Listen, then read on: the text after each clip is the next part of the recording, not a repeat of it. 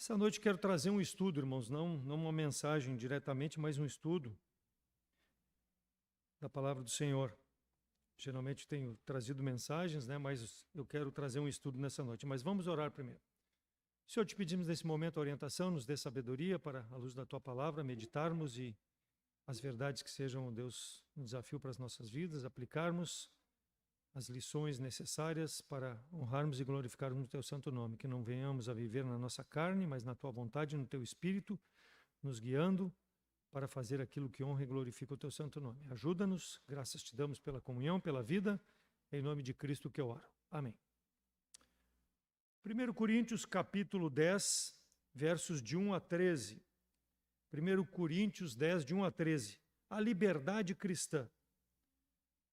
O Espírito Santo, aqui nessa passagem, usando Paulo, advoga a glória de Jesus Cristo, a fim de que todo homem possa glorificar a Deus com sua vida, falando de salvos. Então, esses versículos estão cheios de ensinamentos, eles são inspirados por Deus e o apóstolo nos desafia para que nós possamos aplicar essas verdades na nossa vida. Elas são ensinadas, mas de pouco valem se nós não aplicarmos nas nossas vidas. São acontecimentos narrados em relação ao povo de Israel, que Paulo está aqui desafiando a igreja de Corinto e é um desafio para a nossa igreja nos dias de hoje. São experiências dos israelitas, exemplos, e muitas vezes exemplos bons e exemplos que não foram bons, mas que nos servem de alertas como crentes salvos em Cristo Jesus para vivermos, sofrermos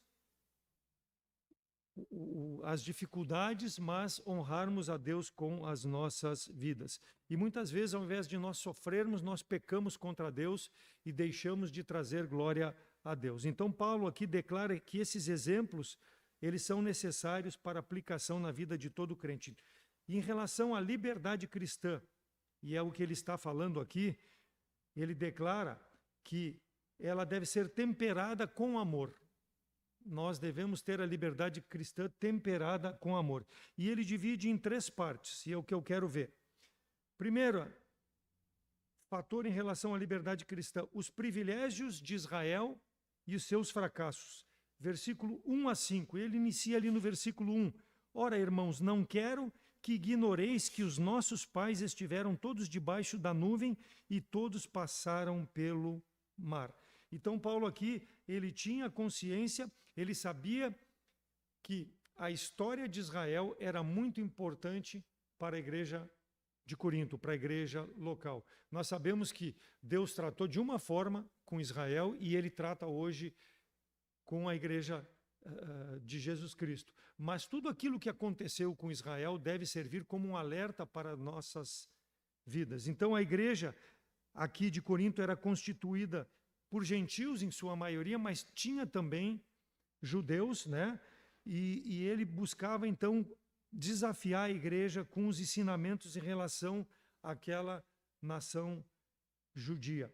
Então, Israel sabia detalhes sobre a graça de Deus, porque eles experimentaram a graça de Deus. Desde lá do momento em que Deus diz para Abraão, sai da tua terra, da tua parentela e vai para uma terra que eu te mostrarei, a partir dali Deus estava fazendo a nação de Israel. E essa nação, ela, por Deus, foi levada para o Egito, ficou lá 430 anos no Egito, e de forma milagrosa, ela foi libertada daquela servidão do Egito, e Deus trouxe e colocou na terra prometida. Então, durante o tempo que eles estiveram lá no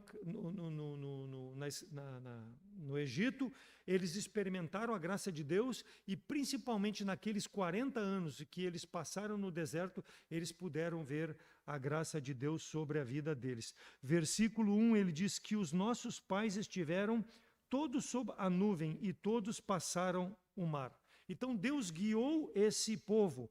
Eles eram protegidos, sustentados por Deus lá no Egito e no deserto, aonde no deserto aquela nuvem e a coluna mostravam a presença de Deus. Então o povo, quando olhava, ele não via Deus em pessoa, mas ele sabia que Deus estava presente, porque Moisés havia declarado que era assim a presença de Deus. Então Paulo lembrava que eles haviam experimentado o poder de Deus. Os coríntios tinham um exemplo da história do povo escolhido de Deus e precisavam examinar as lições atentamente e aplicarem em suas vidas. Êxodo 13, 21 e 22. E o Senhor ia adiante deles de dia na coluna de nuvem para os guiar pelo caminho e de noite na coluna de fogo para os alumiar, para que caminhassem de dia e de noite. Nunca tirou diante da face do povo a coluna de nuvem de dia e nem a coluna de fogo à noite.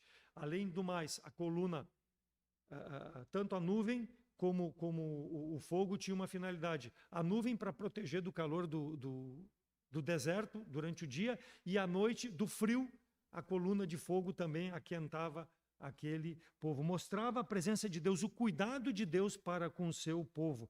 Versículo 2: e todos foram batizados em Moisés na nuvem e no mar. Então, a figura do verdadeiro batismo. Então, a água não tocou neles quando eles passaram em pé seco lá no Mar Vermelho, mas Deus os protegeu, estava em redor, protegendo e guardando. Então, eles criam que Moisés era o líder que Deus escolheu para fazer tudo aquilo que aconteceu, e eles confiavam que ele era o enviado de Deus e que ele tinha um plano perfeito de Deus para o povo. Então, ele foi o guia do povo até a beira da terra prometida. Desde o momento em que Deus o colocou ali, o povo sabia que quando havia uma necessidade, ele poderia buscar a Moisés, porque Moisés apresentaria diante de Deus toda a necessidade do povo. Então, o povo tinha a proteção de Deus. A mesma coisa nós hoje, como igreja, irmãos, em Cristo Jesus, nós somos libertos da escravidão do pecado. Eles foram libertos da escravidão do Egito. Nós somos libertos em Cristo Jesus da escravidão do pecado e temos, no tempo em que vivemos nesse mundo, a proteção do Senhor. Nós temos a liberdade de seguir nos caminhos que o Senhor Jesus Cristo nos deixou para andarmos e fazermos a vontade de Deus. A nossa fé em Cristo nos leva, através de crer no Senhor, a esse batismo que eles tiveram lá, passando pelo Mar Vermelho. Nós temos o verdadeiro batismo pela fé através do Espírito Santo, que quando nós recebemos Jesus Cristo como Salvador, somos batizados com o Espírito e temos a presença de Deus que nos leva diante dele nesse mundo para fazer a sua vontade. Porque aquele que está em Cristo, nova criatura é. As coisas velhas passaram, ou seja, a nossa escravidão do pecado passou. Tudo se fez novo, nós temos uma nova vida e o Espírito Santo é que nos conduz. Então, nós temos essa certeza em Cristo Jesus. Fomos batizados, não no mar, mas no Espírito Santo de Deus. Versículo 13, 4. E todos comeram de uma mesma comida espiritual e beberam todos de uma mesma bebida espiritual, porque bebiam da pedra espiritual que os seguia, e a pedra era Cristo. Então, a provisão milagrosa de Deus, o manjar espiritual, eles comeram e beberam e Deus supriu as necessidades. Nós sabemos que o manjar era um maná que veio do céu. O povo, durante aquele tempo que ficou no Egito, no deserto, ele não se preocupou em plantar, em colher. Deus supriu através do maná, dia a dia, a necessidade de sustento, assim como água, assim como todas as necessidades. E diz que Jesus Cristo estava com eles em espírito. Olha o que diz ali no final do versículo. E que a pedra espiritual, bebiam da pedra espiritual que os seguia, e a pedra era Cristo. Então, a presença do Senhor Jesus Cristo lá naquele tempo, acompanhando o povo em toda aquela jornada, fornecendo espiritualmente e fisicamente o suprimento das necessidades do povo. Deuteronômio 32, 4. Ele é a rocha cuja obra é perfeita, porque todos os seus caminhos e juízos são retos. Deus é a verdade e não há nele injustiça, justo e reto ele é. Versículo 15 de Deuteronômio 32. Engordando-se Jesurum, deu coices, engordaste, engrossaste, e a gordura te cobriste, e deixou a Deus que o fez e desprezou a rocha da sua salvação. Versículo 18 do capítulo 32 de Deuteronômio. Esqueceste da rocha que te gerou, e em esquecimento puseste o Deus que te formou? Então, no Antigo Testamento, Deus era chamado de rocha, e o povo foi protegido pela rocha, colocou a confiança em Deus e Deus o protegeu. Deus foi a defesa de todos os inimigos do povo, desde o momento em que saíram lá do Egito até chegar na terra prometida. Ele protegeu o povo de todos os inimigos. Ele era a rocha, ele acompanhava o povo. Foi um privilégio que o povo teve. Nenhuma outra nação tinha um Deus como o Deus de Israel. Um Deus zeloso, um Deus poderoso que protegia o seu povo de todos os inimigos que o cercavam. Então, o privilégio deles, participaram da salvação lá da escravidão do Egito, né?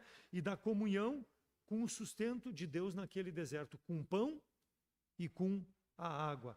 Tudo isso veio por quê? Porque era uma obra de Deus. Eles não puderam fazer nada por seu esforço.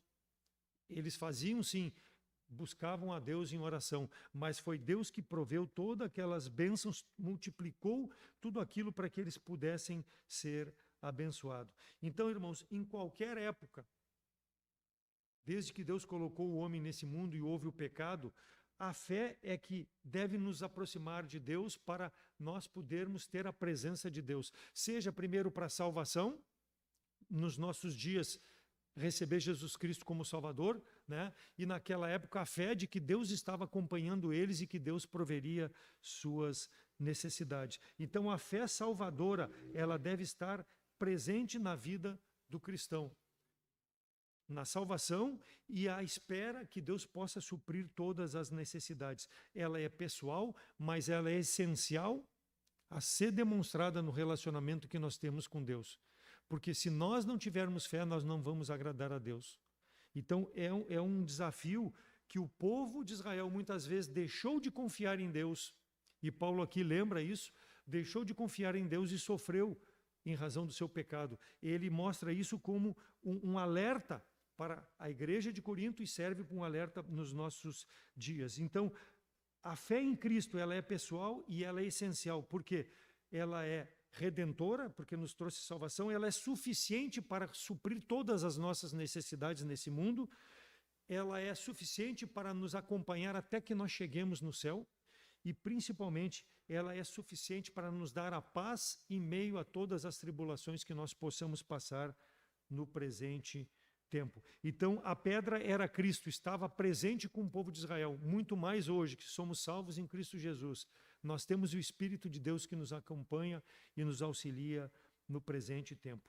Versículo 5, mas Deus não se agradou da maioria deles, por isso foram prostrados no deserto. Então aqui Paulo está mostrando o fracasso do povo por deixar de confiar em Deus, por deixar de não responder à bondade de Deus através da fé, colocando a confiança no Senhor. Então, apesar de eles experimentarem muitas bênçãos, em razão da incredulidade, eles sofreram também. Quando eles começaram a sofrer, nós sabemos que houve muita murmuração, mas quando eles sofreram muito? Quando Deus mandou aqueles 12 espias, Números 13 narra, para verificar a terra que Deus havia prometido dar a eles, e eles não confiaram no poder de Deus. Voltaram aqueles 12 espias, sendo que 10 deles difamaram as bênçãos que Deus colocaria sobre o povo. 2 deles, somente Josué e Calebe, disseram, não, Deus tem poder de cumprir aquilo que ele prometeu. Então ele está alertando aqui, a maioria deles pereceu no deserto. Quem são aqueles que pereceram no deserto? Conforme Números 14, 29, de 20 anos para cima, na época em que os espias voltaram, todos aqueles que reclamaram do poder de Deus, eles prostraram-se no deserto. Somente Calebe e Josué, acima de 20 anos, é que pisaram a terra prometida.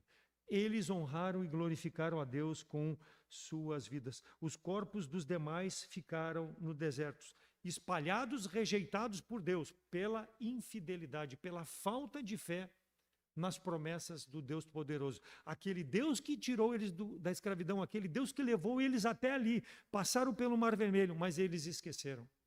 Isso acontece conosco muitas vezes, irmãos. Por isso que Paulo está dizendo aqui, alertando. Deus não se agradou, Deus tem que se agradar do nosso relacionamento com Ele, irmãos. Nós precisamos mostrar confiança, dependência de Deus. Honrar a Deus com essa confiança, com essa dependência, porque nós temos a salvação em Cristo Jesus. Temos o Espírito que habita em nossos corações, que nos conduz. Então, para isso, Paulo fala lá em 1 Coríntios 9, 27, antes subjugo o meu corpo e reduzo a servidão, para que, pregando aos outros, eu mesmo não venha de maneira nenhuma ficar reprovado. Então, nós devemos mostrar às pessoas a confiança que nós temos em Deus e mostrar a Deus a dependência que nós temos nesse Salvador. Sabemos que somos salvos pela graça, não vem de nós, é dom de Deus, não vem de obra, para não nos gloriarmos. E muitas vezes o povo de Israel se gloriou na sua carne e sofreu em razão disso. Então Paulo traz isso como um aviso para nós em nossos dias. Deus nos salvou e Ele nos dá a sua graça, mediante a fé em Cristo Jesus. E a responsabilidade individual de cada um crucificar a sua carne, o seu eu, e viver de forma a agradar a Deus. Como? Pelo Espírito Santo de Deus, que habita em nossos corações. Então, porque nenhum de nós vive para si e nenhum morre para si. Romanos 14, 7. O corpo de Cristo, a igreja local, ela é mantida nesse mundo para que nós possamos viver para a glória desse Deus. Senão Deus já teria nos retirado desse mundo. Mas Ele quer que as pessoas que ainda não conhecem Jesus Cristo como Salvador possam ver a nossa fé nesse Deus Salvador. O quanto nós amamos tudo aquilo que Ele fez por nós nesse relacionamento íntimo, mostrando que nós não vivemos mais para nós, mas vivemos para aquele que nos salvou. Então, esses primeiros 5 versículos, Paulo aqui está mostrando o fracasso do povo de Israel depois de ter recebido muitos privilégios. E o privilégio maior foi ser escolhido como um povo de Deus no meio de tantas e tantas nações pagãs. Mas eles fracassaram. Segundo caso, os casos de abuso de liberdade, versículos 6 a 10. Paulo faz referência a acontecimentos de abuso de privilégios e aqui ele explica que Deus não se agradou também. Aconteceram para servir de lição. Não aqui, Paulo não escreveu nunca querendo desmerecer o povo escolhido de Deus, o povo de Israel, mas ele escreveu como alerta. Então, quando alguém peca, nós não devemos crucificar essa pessoa, não devemos tripudiar essa pessoa, o irmão em Cristo. Nós devemos ver para o erro do irmão e servir como um alerta para as nossas vidas. E, dentro do possível, procurá-lo, ajudá-lo para que ele possa restabelecer a comunhão com Deus e com a igreja local, muitas vezes, que é perdida em razão do pecado.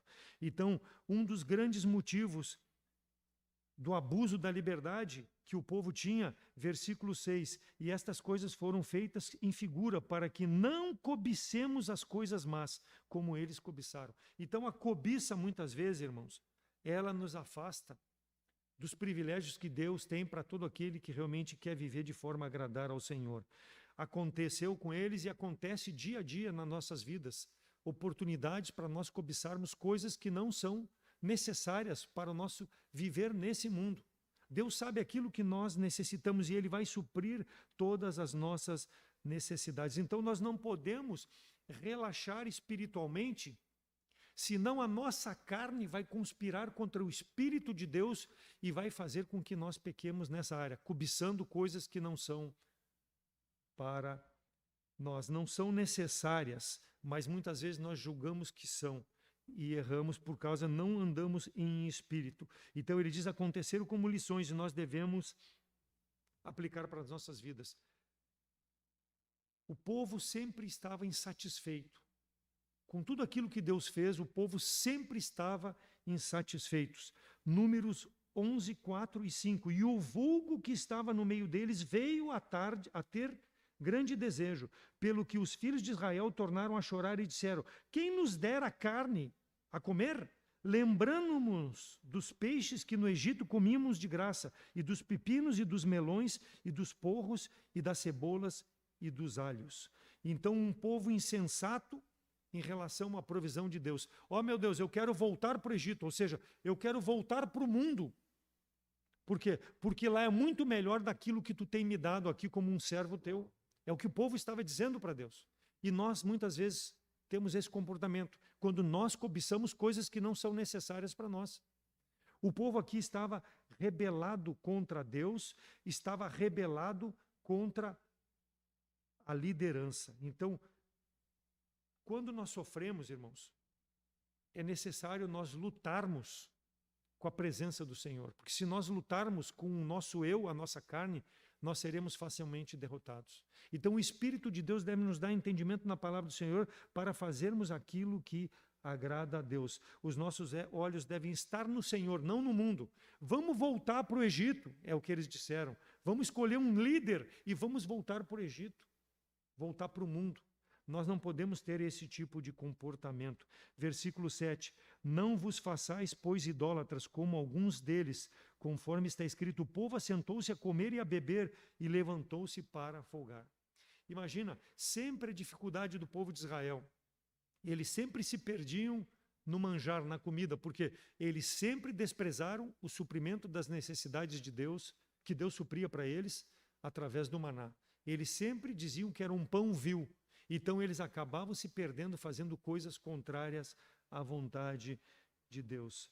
Então muitas vezes nós nos perguntamos, como pode um povo que Deus fez tudo o que fez agir dessa forma? Muitas vezes nós agimos pior, irmãos.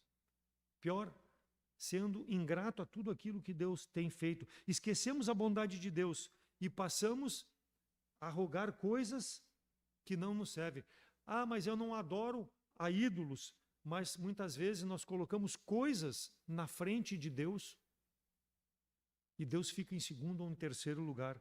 Lá em Êxodo 32, de 1 a 6, que o povo, vendo que Moisés não descia do monte quando ele estava recebendo as tábuas da lei, ajuntou-se e falou a Abraão, Arão, nós não sabemos o que aconteceu com esse Moisés que nos tirou do Egito. Faze-nos deuses. Idolatria está falando aqui, ó.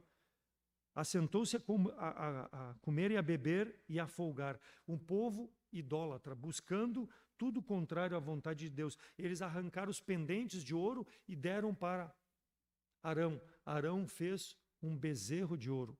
Passaram a adorar deuses estranhos, esquecendo da bondade e da misericórdia de Deus. Arão, vendo isso, edificou um altar e apresentou sacrifícios naquele altar. Amanhã será e diz, amanhã será festa do Senhor. Como festa do Senhor diante de um bezerro? Como? E no dia seguinte madrugaram e ofereceram holocausto e trouxeram ofertas pacíficas, e o povo assentou-se a comer e a beber, depois levantaram e folgaram. Então Israel vivia de forma ímpia. Por quê? Porque eles aprenderam tudo isso no Egito. E aqui Paulo está exortando os coríntios, que era uma cidade muito, além da prostituição que existia ali, existia muito culto a deuses estranhos. Então ele está alertando, olha o que eles fizeram lá no deserto, não pequem contra o Senhor, sirvam só a Deus, adorem só a Deus, prestem culto só a Deus, não coloquem ninguém no lugar de Deus, vivam pela graça de Deus. Por quê? Porque a idolatria é uma peste que se propaga facilmente. Nós vimos aí o coronavírus, se propagou por todo o mundo de forma rápida, uma peste. E é assim a idolatria. Mas alguém vai dizer assim, mas eu não sou idólatra, eu não tenho um bezerro, eu não tenho um Deus estranho lá na minha casa, eu não tenho uma imagem de escultura. Mas o teu trabalho que toma o teu tempo de servir a Deus é o teu Deus, o teu hobby, talvez a fama que tu queira buscar. É o teu Deus, porque tira o foco de fazer a vontade de Deus. Então Deus te deu o privilégio que é a salvação, mas tu, buscando essas coisas que não agradam a Deus, tem o foco errado. Abusa da tua liberdade cristã, ao invés de servir a Deus, tu serve a ti mesmo ou os teus prazeres, né? A tuas vontades. Não, domingo eu vou separar para sair com a família. Não, domingo é o dia do Senhor. Tem que estar na casa do Senhor. Por quê? Porque Ele te salvou para que tu possa adorá-lo. E principalmente no domingo, todos os dias, mas no domingo é o dia da adoração. Então Ele tem que ser o teu Deus, não outras coisas. Aqui temos, claro, muitos irmãos que trabalham, que têm dificuldades, porque é necessário trabalhar. tem plantão, tem muitas coisas. Então, isso a gente entende, é administrável. Mas nada disso pode ser o teu Deus. Então, Israel vivia em meio a uma sociedade ímpia. Nós vivemos também, então, irmãos. Nós temos que ter cuidado com aquilo que nos é apresentado para que não segue o nosso entendimento, mas o Espírito de Deus mostre o melhor caminho para nós fazermos a vontade do Senhor. Então, qualquer coisa que suplante o nosso Senhor e Salvador Jesus Cristo é o nosso Deus. Como nós temos tratado isso na nossa vida? É uma pergunta, mas é uma resposta que cada um de nós deve dar para nós mesmos. O que eu tenho feito. Versículo 8 e 9. E não nos prostituamos como algum deles fizeram, e caíram num dia 23.000. E não tentemos a Cristo como algum deles também tentaram e pereceram pelas serpentes.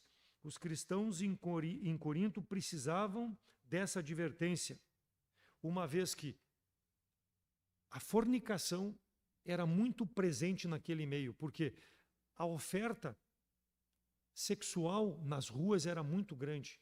Então, tudo pela sensualidade, inclusive nos cultos a deuses estranhos, usava-se muita sensualidade. Então, era passível do crente lá daquela época ser levado por isso e acabar se envolvendo.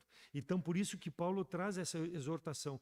Mas nós não vivemos no nosso tempo dessa forma, mas temos que ter cuidado, porque hoje nós temos a internet, hoje nós temos todos os meios de comunicação que tentam influenciar, e a sensualidade, ela é a arma do inimigo para nos afastar da comunhão com o Deus Todo-Poderoso. E a palavra de Deus mostra que aonde a comunhão com o Senhor, nós temos força para vencer, para dizer não para essas coisas. Nós não podemos tolerar, nós não podemos permitir. E Paulo está... Por quê? Porque isso mancha o meu testemunho, mancha a comunhão com os irmãos e mancha a igreja de Jesus Cristo. Nunca perca de vista que tu e eu fazemos parte, não porque fomos obrigados, mas porque escolhemos aceitar o nosso Salvador e congregar numa igreja local. Então nós temos que ter relevância de testemunho, privar para que esse testemunho possa ser digno às pessoas que olham para a nossa vida. E ele falou lá em Números 21:5, e o povo falou contra Deus e contra Moisés: por que nos fizeste subir do Egito para que morrêssemos nesse deserto? Pois aqui nem pão nem água há, e a nossa alma tem fastio deste pão. Toda a viagem foi difícil, se sabe, mas o povo sempre questionou, sempre duvidou de Deus. Que seja para nós um desafio. Números 21, de 6 a 9, o resultado disso, Deus mandou serpentes para morder o povo israelita, e cada um que era picado pela serpente morria. E Deus disse para Moisés: faz uma serpente de bronze e coloca numa haste, e todo que for mordido pela serpente, olhando para a haste, para a serpente que está na haste, vai ser curado dessa mordida da cobra, do veneno. Mostrando que quem olhava para a serpente tinha fé, porque quem duvidava não olhava e morria. Então, nós hoje, irmãos, temos a certeza de que Jesus Cristo nos salvou, né? Essa serpente apontava para o sacrifício que Jesus Cristo faria mais tarde. Mas nós temos Jesus Cristo como Salvador. Que nós não sejamos como o povo, um povo de dura servir, um povo murmurante, um povo que, ingrato a tudo aquilo que Deus havia feito, reclamando do suprimento das necessidades. Ninguém seja tentado e diga: de Deus sou tentado, porque Deus não pode ser tentado pelo mal e a ninguém tenta. Tiago 1,13. Então, se eu tropeço, é por causa da minha falta de fé, da minha incredulidade nas promessas de Deus. Foi o que aconteceu com o povo de Israel. Mas Deus ainda foi misericordioso, permitiu que Moisés colocasse aquela serpente de bronze, e todo que olhasse para ela era curado. É um alerta para as nossas vidas. A bondade de Deus, ela é extensiva a todo aquele que coloca verdadeiramente a sua fé, que Deus tem poder para prover cada uma das nossas necessidades. Então, vigie o tempo, ore, peça sabedoria a Deus para que o Espírito da incredulidade se afaste de nós, que ele não esteja presente no nosso dia a dia. Duvidar de Deus é um pecado que afeta o nosso relacionamento com o nosso Deus Todo-Poderoso. João 13, 14 e 15. E como Moisés levantou a serpente no deserto, assim importa que o Filho do Homem seja levantado, para que todo aquele que nele crê não pereça, mas tenha a vida eterna. Aquele talvez que esteja presente ou vai nos assistir mais tarde pela rede social, se ainda não crê em Jesus Cristo, ele é o único capaz de te dar salvação. Para todo aquele que nele crê não pereça, como o povo pereceu no deserto, mas possa ter vida eterna. Só Jesus Cristo, no tempo atual, pode dar vida eterna. Então, não imite a incredulidade desse povo, mas quando a palavra é pregada, creia que só Jesus Cristo pode trazer salvação a ti. E nós, salvos em Cristo Jesus, que nós possamos realmente reconhecer a dependência do nosso Senhor. Tudo aquilo que Ele fez na morte, no Calvário, e a ressurreição é o suficiente para nos manter no presente tempo, vivendo uma vida que agrada ao Senhor. Versículo 10. E não murmureis como também algum deles murmuraram e pereceram pelo destruidor. Aqui está falando da rebelião de Corá, Datã e Abirão, lá em Números 16. O povo se queixou, não só das dificuldades, mais uma vez aqui se queixou da liderança. E aí a palavra de Deus diz que 14.700 caíram mortos no deserto. Isso está lá em Números 16, 49. Afora aqueles 250 de Corá, Datã e Abirão que trouxeram o incensário e acenderam aquele fogo, e Deus não gostou daquilo, morreram diante do Senhor. Fora suas famílias, fora todos os seus bens se perderam por falta de fé, em razão da murmuração. Então a murmuração é um pecado muito fácil de se propagar no meio da igreja local, porque aonde há um insatisfeito, começa a cochichar no ouvido de outro, começa a levantar uma suspeita, começa a fazer aqui e ali, quando vê a igreja está numa situação como estava o povo de Israel. Ao invés de servir a Deus, o pecado da murmuração fez com que desviasse o Espírito de Deus sobre aquele povo, e eles sofreram. Que nós não venhamos trazer sobre nós, inclusive a morte física, talvez por causa da falta de fé e a murmuração estar presente na nossa vida. A murmuração entristece o Espírito de Deus e nos priva da comunhão com o Senhor e das bênçãos do Senhor sobre a nossa vida. Então, os privilégios de Israel e o fracasso. Agora, na segunda parte, nós vimos o abuso de liberdade. Eles foram infiéis à liberdade que Deus deu. E, por último, admoestações consequentes, versículos de 11 a 13. Versículo 11.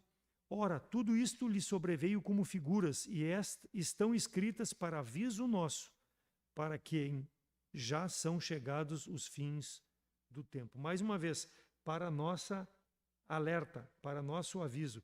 Tudo o que aconteceu com aquela geração pode, se nós tivermos um comportamento deles, um comportamento que não agrada a Deus, pode trazer sobre a nossa geração. Então é uma demonstração. Fins dos séculos.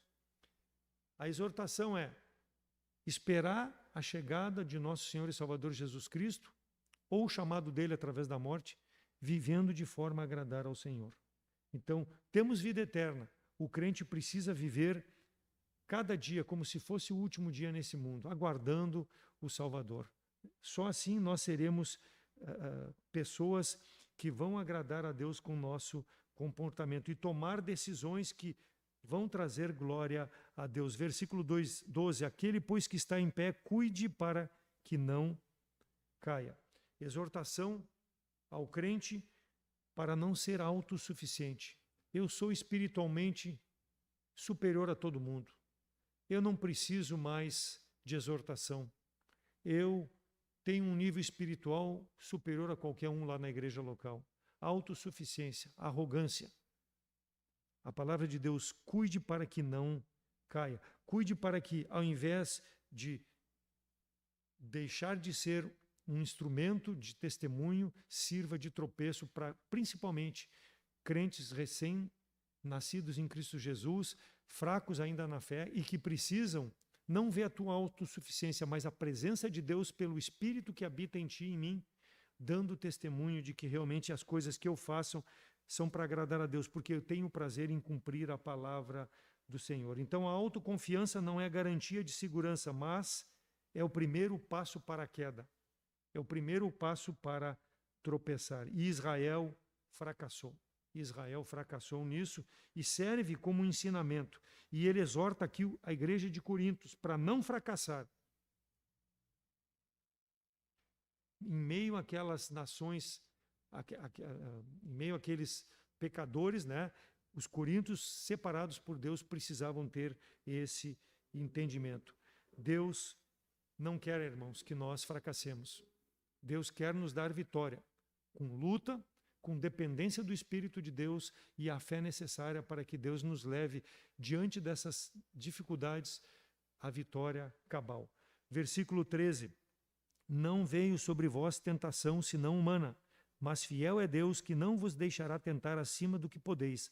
Antes, com a tentação, dará também o escape para que possais suportar. Deus nos dá a liberdade de escolher fazer o que agrada a Ele. E Deus nos dá o encorajamento, a força necessária. Deus nunca vai nos desanimar, irmãos. Por isso que a palavra de Deus ela é proveitosa para redarguir, para corrigir, para instruir em justiça. Porque Ele é que nos dá o poder para que nós possamos suportar a tentação. Deus a ninguém tenta, Tiago fala isso.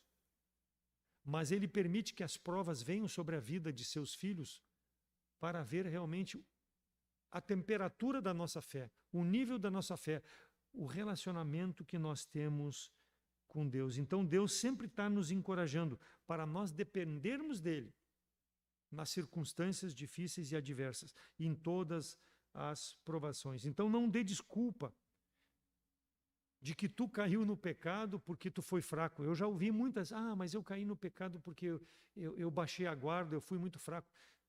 A força é a palavra do Senhor. É aqui que tu tem a força necessária. Não comece a dar desculpa. Faça a tua parte, que é buscar a Deus de forma com que Ele possa ser manifesto através da tua vida. Não temos um sumo sacerdote que não possa compadecer-se das nossas fraquezas, mas um que em tudo foi tentado e não pecou. Hebreus 4,15. Temos exemplo de Cristo. E Ele está à destra de Deus intercedendo pela minha fraqueza. Apresente a Deus. Ó Senhor, eu estou sofrendo isso. Ele sabe, mas Ele tem prazer quando nós apresentamos a Ele. E aí Ele vai ver que eu estou dependendo dEle. E Ele vai me sustentar. Por quê? Porque Ele esteve nesse mundo vivendo de forma santa e irrepreensível para nos dar o exemplo de como eu posso viver e agradar ao Deus Pai.